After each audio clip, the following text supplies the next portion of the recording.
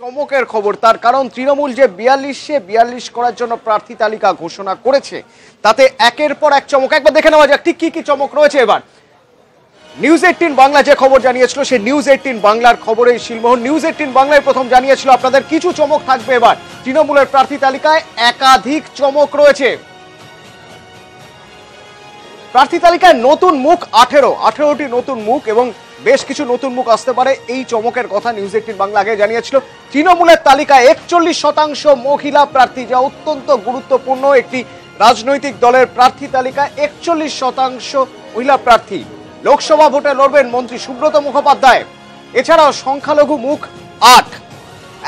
এক নজরে একবার দেখে নেওয়া যাক উল্লেখযোগ্য মুখগুলো কারা।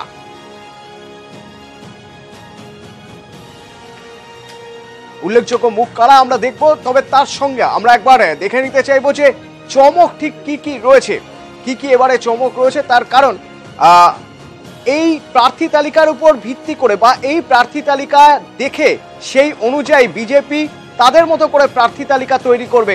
আমরা জানি গতকালই আমরা আপনাদের জানিয়েছিলাম, গতকাল বেশ রাত পর্যন্ত বিজেপিও চেষ্টা করেছে তাদের প্রার্থী তালিকা একটা প্রাথমিক খসড়া নিয়ে গিয়ে অমিত শাহর সঙ্গে কথা বলার, এবং এই তালিকার উপর ভিত্তি করে অন্যান্য রাজনৈতিক দল তারা তাদের প্রার্থী তালিকা তৈরি করবে। সেক্ষেত্রে গুরুত্বপূর্ণ এই প্রার্থী তালিকা। প্রথমেই বলেছিলাম আপনাদের যে বেশ কিছু উল্লেখযোগ্য মুখ, সেই উল্লেখযোগ্য মুখ কারা এক নজরে একবার দেখে নেওয়া যাক কারা কারা রয়েছেন এবার উল্লেখযোগ্য মুখ প্রার্থী তালিকায়। একবার দেখে নেওয়া যাক। আমরা আগেই আপনাদের জানিয়েছিলাম যে বেশ কিছু উল্লেখযোগ্য মুখ রয়েছে এবং সেই অনুযায়ী প্রথম নাম সুদীপ বন্দ্যোপাধ্যায়। কলকাতা উত্তর থেকে সুদীপ বন্দ্যোপাধ্যায় লড়ছেন। মিমি চক্রবর্তী লড়ছেন যাদবপুর থেকে, যাদবপুর লোকসভা কেন্দ্র থেকে মিমি চক্রবর্তী। মালা রায় কলকাতা দক্ষিণ থেকে, দীর্ঘদিনের রাজনীতিক মালা রায়। মৌসম বেনজির নূর কংগ্রেস থেকে এসেছেন সদ্য, মালদা উত্তর থেকেই লড়ছেন তিনি। নুসরাত জাহান বসিরহাট থেকে লড়ছেন। অভিষেক বন্দ্যোপাধ্যায় লড়ছেন ডায়মন্ড হারবার থেকেই। দীপক অধিকারী দেব গতবারের সাংসদ, সেই ঘাটাল থেকেই এবারও তিনি লড়ছেন। বীরবাহা সোরেন নতুন মুখ, ঝাড়গ্রাম থেকে বীরবাহা সোরেন এবার প্রার্থী। এবং সুব্রত মুখোপাধ্যায় রাজ্যের মন্ত্রী সুব্রত মুখোপাধ্যায় বাঁকুড়া থেকে এবার লড়ছেন। মুনমুন সেন এবার লড়ছেন আসানসোল থেকে। বেশ কিছু উল্লেখযোগ্য মুখ এবং বেশ কিছু গতবারের প্রার্থী যারা গতবারের সাংসদ ছিলেন তাদের অন্যান্য জায়গা থেকে তাদের এবার লোকসভার টিকিট দেওয়া হয়েছে বা বলা যেতে পারে তাদের প্রার্থী করা হয়েছে। মুখ্যমন্ত্রী মমতা বন্দ্যোপাধ্যায়, তৃণমূল সুপ্রিমো মমতা বন্দ্যোপাধ্যায় গোড়া থেকেই বলছিলেন, শুরু থেকেই বলছিলেন যে অনেক ভাবনা চিন্তার পর তারা সিদ্ধান্তে এসেছেন যে রাজ্যের সব জেলায় যারা যারা জেলার প্রতিনিধি রয়েছেন তাদের সঙ্গে কথা বলে সিদ্ধান্ত নিয়েছেন যে কারা এবার প্রার্থী হবেন। কি বলছেন? Basirhat film star Nusrat Jahan, Jadavpur film star Mimi Chakraborty, Munmun Sen. Kolkata দক্ষিণ শ্রীমতী মালা রায়, মেদিনীপুর ডক্টর মানস ভূঁইয়া, বাঁকুড়া সুব্রত মুখার্জি।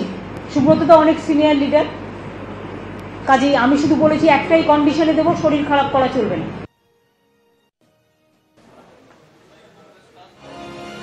সৌরভ গুহ প্রতিনিধি আমাদের সঙ্গে এই মুহূর্তে সরাসরি রয়েছেন, সৌরভের সঙ্গে একবার কথা বলে নেব। সৌরভ, কোন কোন ফ্যাক্টর কাজ করেছে তৃণমূলের প্রার্থী তালিকা তৈরির ক্ষেত্রে?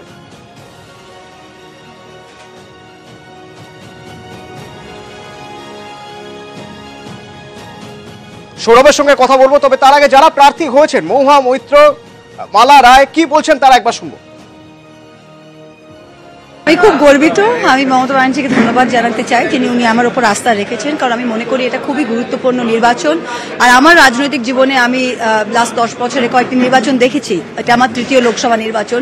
কিন্তু আমার মনে করি এখন দেশের সামনে যে একটা কঠিন অবস্থা পরিস্থিতি দাঁড়িয়ে আছে, সেখানে আমাদের সবাইকে কোমর বেঁধে লড়তে হবে। আর এই লড়াইয়ে সামনের সারিতে কিন্তু প্রথম থেকে leading from the front Mamata Banerjee. তো আমি খুবই গর্বিত যে আমি তিনার সৈন্য হিসাবে নামতে পারছি এই লড়াইয়ে। আমি নদিয়া জেলার বিধায়ক। আমি কোনোদিনই আমার রাজনৈতিক জীবনে ওদের 1 ইঞ্চি জমি ছাড়িনি। আমি দলের মুখপাত্র, আমি সেদিক দিয়েও ছাড়িনি। আর আগামী দিনে এই লড়াইটা আমি এমনভাবে লড়বো যে বিজেপি মানে ওখানে দাঁত ফোটাতে পারবে না। একদিকে খারাপও লাগছে, আমার করিমপুরের প্রতি আমার খুব টান আছে, কিন্তু আশা করি পাশেই তো, তাই জন্য আগামী দিন তাদের সাথেও যোগাযোগ থাকবে। এমএলএদের সাথে কথা বলা, আমাদের এখানে দক্ষিণ কলকাতা সবাই সিনিয়র লিডার আছে। আমাদের সাংসদ ছিলেন, মানে এখনও আছেন ওই বক্সিদা, তার সাথে সুব্রত বক্সির সাথে আগে আমার কথা বলতে হবে। তারপরে আমি মোটামুটিভাবে। তারপরে সমস্ত আমাদের বিধায়করা আছেন, সবাই ইম্পর্টেন্ট লিডার, তাদের সাহায্য চাইব, তাদের আশীর্বাদ চাইব, শুভেচ্ছা চাইব, সর্বোপরি সাধারণ মানুষের শুভেচ্ছা চাইব, যে যাতে ভালো করে কাজ করা যায়, যাতে নির্বাচনে জেতা যায়। আমাদের এত উন্নয়ন, সেটাকেই আমরা সামনে রেখে আমরা এগোবার চেষ্টা করব। আর কোনো ধারণা ছিল না, এত সারপ্রাইজ দিয়েছেন দিদি, মানে সেটা খুব, দিদি এত যে স্নেহ করেন বা ভালোবাসতেন সেটা আমি আজকে এই নাম প্রকাশের পর আমি জানতে পারলাম। এবং তার এই গুরুদায়িত্ব দেওয়ার যে চেষ্টা, শুভ চেষ্টা, তাকে নিশ্চয়ই সম্মান জানিয়ে বলি, তার নির্দেশিত সমস্ত কর্মসূচি আমরা পালন করার চেষ্টা করব এবং তিনি যেভাবে গাইড করবেন আমরা সেভাবেই চলব। সৌরভ গুহ প্রতিনিধি আমাদের সঙ্গে এই মুহূর্তে রয়েছেন। সৌরভের সঙ্গে একবার কথা বলবো। সৌরভ, তৃণমূল সুপ্রিমো মমতা বন্দ্যোপাধ্যায় শুরু থেকেই একটা টার্গেট বেঁধে রেখেছেন নেতা কর্মী সবার জন্যই, যে 42-এ 42 করতেই হবে এবং 42-এ 42 করার জন্য প্রার্থী তালিকা তৈরিটা অত্যন্ত গুরুত্বপূর্ণ একটি জায়গা। ঠিক কোন কোন ফ্যাক্টরগুলো মাথায় রেখে এই 42 জন প্রার্থীর নাম তৈরি করা হয়েছে?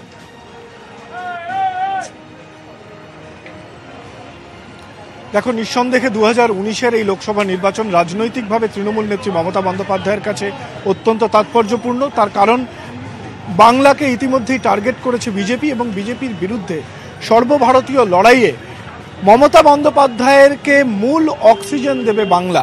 সুতরাং তার এই 42-এ 42 এই যে স্লোগান তিনি তুলেছেন, এর কিন্তু শুধু কথার কথা নয়, রাজনৈতিকভাবে যে তিনি এই লড়াইকে লড়তে চাইছেন তার এই ভোটার, তার এই প্রার্থী তালিকা থেকেই কিন্তু স্পষ্ট।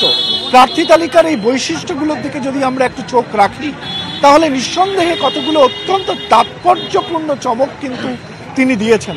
একদিকে যেমন নারী সমাজকে ব্যাপকভাবে সম্মান জানিয়ে 41% এক মহিলা প্রার্থী করা হয়েছে, অন্যদিকে চমক দেওয়া হয়েছে, অগ্রাধিকার দেওয়া হয়েছে রাজনীতিকে। সেক্ষেত্রে একেবারে রাজ্য মন্ত্রিসভার দুঁদে রাজনীতিক, দুঁদে মন্ত্রী, একেবারে সুব্রত মুখোপাধ্যায় থেকে শুরু করে সাংগঠনিক নেত্রী, এলাকার পুরসভা স্তরের সাংগঠনিক নেত্রী মালা রায়, তাদেরকে মনোনয়ন দেওয়ার মধ্যে দিয়ে আসলে দলের একনিষ্ঠ রাজনৈতিক কর্মী, পলিটিক্যাল এলিমেন্টকেই কিন্তু গুরুত্ব দিয়েছেন তৃণমূল নেত্রী মমতা বন্দ্যোপাধ্যায়। অন্যদিকে এবারের এই লোকসভা নির্বাচনের তালিকা নিঃসন্দেহে মনে রাখার মতো হবে এই জায়গা থেকে যে এই প্রথম এতগুলো বিধায়ককে কার্যত লোকসভা ভোটে নামাচ্ছে তৃণমূল কংগ্রেস এবং একেবারে জেতা বিধায়ক, সিটিং এমএলএ, তাদেরকে কিন্তু পদত্যাগ করিয়ে লোকসভা নির্বাচনে অবতীর্ণ করা, নামানো নিঃসন্দেহে রাজনৈতিকভাবে তাৎপর্যপূর্ণ। একদমই তাই সৌরভ। এবং এরই পাশাপাশি একটা দিক ভীষণভাবে লক্ষণীয়, 42 জন প্রার্থীর নাম ঘোষণা করা হয়েছে। সেই 42 জনের মধ্যে 17 জনই মহিলা প্রার্থী, অর্থাৎ তৃণমূলে মহিলা প্রার্থীর প্রাধান্য বেশি, প্রায় 41%।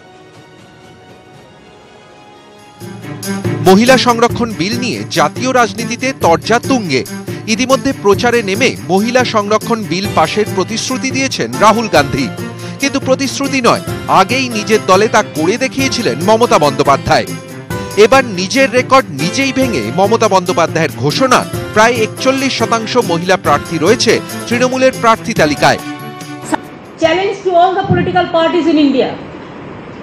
আগেরবার আমাদের 35% ইলেক্টেড মহিলা মেম্বার ছিল, আর আমরা কিন্তু এবার প্রায় 41% মহিলা এমপি ক্যান্ডিডেট দিচ্ছি, মানে তারা মহিলা এমপি হবে বলে আমি বিশ্বাস করি। কলকাতা দক্ষিণ মমতা বন্দ্যোপাধ্যায়ের খাস তালুক।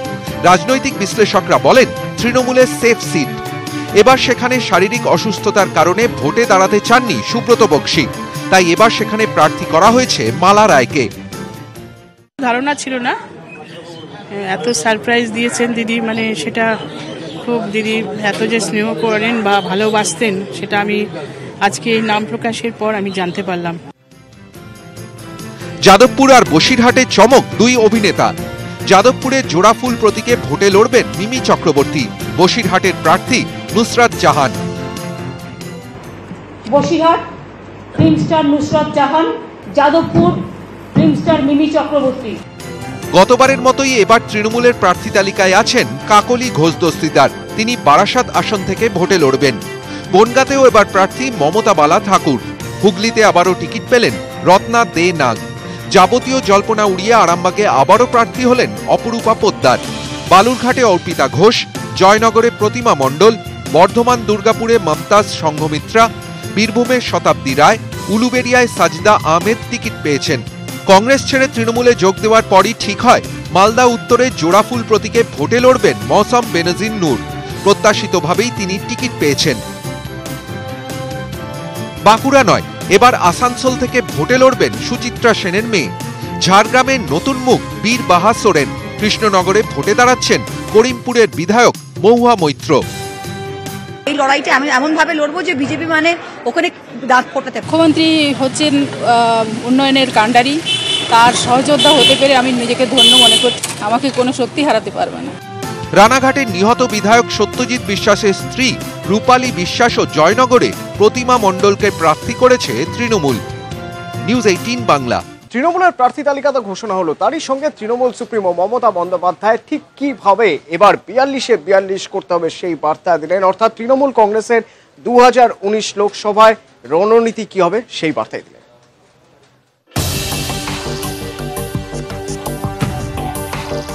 সুপার এমার্জেন্সি থেকে গণতন্ত্রে ফেরার জন্যই ভোট।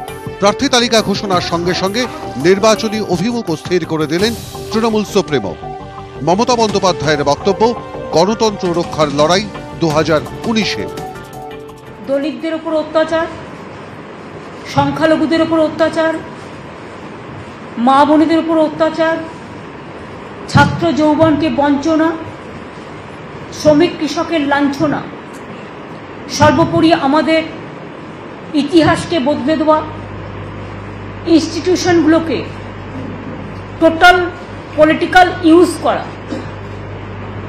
এবং দেশে একটা ভয়ের বাতাবরণ তৈরি করা। অনেক সময় মনে রাখবেন, ঘোষিত এমার্জেন্সির থেকেও অঘোষিত এমার্জেন্সি আরো ডেঞ্জারাস। রাজ্যে 42টি আসনের সবকটি জেতাই লক্ষ্য, তবে আসন সংখ্যা নয়, মেরুকরণ ও সাম্প্রদায়িক শক্তির মোকাবিলাকেই বেশি গুরুত্ব দিচ্ছে তৃণমূল কংগ্রেস। প্রতিপক্ষ সর্বশক্তি দিয়ে ছাপাবে বুঝে সতর্কতা তৃণমূল সুপ্রিমো। এই পরিস্থিতি ভারতবর্ষে কখনো আগে হয়নি। তা সত্ত্বেও আমি মনে করি এবারের ইলেকশন খুব চ্যালেঞ্জিং ইলেকশন। একদিকে মোদিবাবুর হুঙ্কার, বিজেপির উগ্রবাদ রাজনীতি, দেশকে টুকরো করে দেওয়ার চক্রান্ত, বিভিন্ন স্ট্রাইকের নামে উগ্রতাবাদ নিজের রাজনৈতিক প্রয়োজনে কাজে লাগাবার জন্য অনেক চেষ্টা হয়েছে। ভোটের আগে রাফাল ও নোট বাতিলের মতো ইস্যু নিয়ে আক্রমণের ধার বাড়াচ্ছেন বিরোধীরা।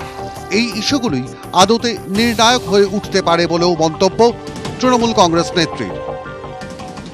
ডিমনিটাইজেশনের দিন আরবিআই এর যে মিটিং হয়েছিল এবং তারা যে বলেছিল তারা এটাকে রেকমেন্ড করেনি নোটবন্দি, এটা একটা বড় স্ক্যান্ডাল, তা সত্ত্বেও মোদিবাবু তাদের কথা না শুনে তারা কিন্তু কাজটা করেছিলেন। কার স্বার্থে হয়েছিল নোটবন্দি? বারণ করা সত্ত্বেও উর্জিত প্যাটেলের সই আছে। This is the board meeting এর পেপার। নোটবন্দি করা হয়েছিল। রাহুল গান্ধীরা রাফেল নিয়ে যেটা বলছে ঠিক বলছে। I 100% I endorse the views. Note বাতিলের পর মোদী বিরোধী শক্তিকে এক ছাতার তলায় আনার কাজ শুরু করেছিলেন মমতা বন্দ্যোপাধ্যায়। তারপর ইউনাইটেড ইন্ডিয়া র্যালির মঞ্চ থেকে বিরোধী শক্তির উত্থান। আমরা ইউনাইটেড ইন্ডিয়া, ওরা হচ্ছে isolated people, isolated hatred the ideology. Modi সরকারকে হটানোর পাশাপাশি সর্বভারতীয় ক্ষেত্রে নির্ণায়ক শক্তি হিসেবে উঠে আসার চ্যালেঞ্জ তৃণমূল কংগ্রেসের সামনে। গণতন্ত্র রক্ষার অভিযান, এই স্লোগান তুলেই মাঠে নামার বার্তা দিলেন মমতা বন্দ্যোপাধ্যায়। নিউজ 18 বাংলা। এবং প্রার্থী ঘোষণার পরপরই দেওয়াল লিখন শুরু হয়ে গেল। সেই দেওয়াল লিখনের ছবি একবার দেখে নেওয়া যাক। কি বারাসাত বা বিভিন্ন জায়গার দেওয়াল লিখনের সেই ছবি একবার দেখে নেওয়া যায়। একই সঙ্গে মেদিনীপুর, বীরভূম, ঘাটাল এবং বারাসাতের দেওয়াল লিখন আমরা এই মুহূর্তে দেখছি। বারাসাতে কাকলি ঘোষ সুস্মিতাদের জন্য, মানস ভূঁইয়ার জন্য মেদিনীপুরে, ঘাটালে দীপক অধিকারীর জন্য এবং শতাব্দী রায়ের জন্য বীরভূমে এবার লিখন চলছে।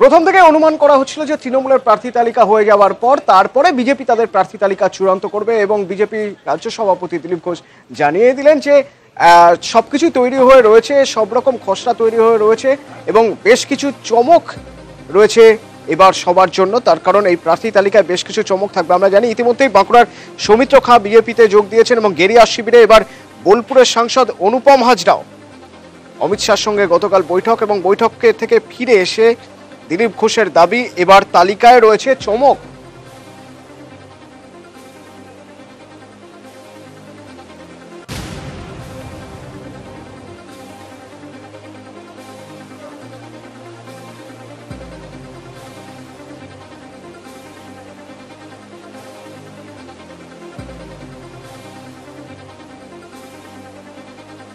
দু তিন দিনের মধ্যে হয়ে যাবে, শুরু হবে, চলছে প্রসেস, নাম ধাম সব জমা পড়ে গেছে আর কেন্দ্রের যে নেতৃত্ব তারা চিন্তাভাবনা করে ধীরে ধীরে ফাইনাল করবেন। বেশিরভাগই নতুন থাকবে, কারণ গতবারে আমরা যারা লড়েছিলেন তারা অনেকে থাকবেন না, জেতার সম্ভাবনা বেড়েছে, সেই জন্য জেতার সম্ভাবনা আছে এরকম প্রার্থীদের সংখ্যা বেশি হবে। যখন প্রকাশ হয়ে যাবে তখন জানতে পারবেন। বিভিন্ন পার্টি থেকে অনেকে যোগাযোগের মধ্যে আছেন, তার মধ্যে কেউ কেউ টিকিটও পাবেন। মমতা ব্যানার্জি মনে হয় পশ্চিমবাংলায় এত বড় পরীক্ষার সামনে কোনোদিন পড়েননি। সত্যি সত্যি ওনার কাছে এবারে নির্বাচন চ্যালেঞ্জ। এই চ্যালেঞ্জটা হচ্ছে ওনার অস্তিত্ব রক্ষার। টিএমসি এই নির্বাচনের পরে কতটা অস্তিত্বে থাকবে, কতটা অটুট থাকবে, এটা নিয়ে ওনার যেমন ভয় আছে আমাদের সেরকম সন্দেহ আছে।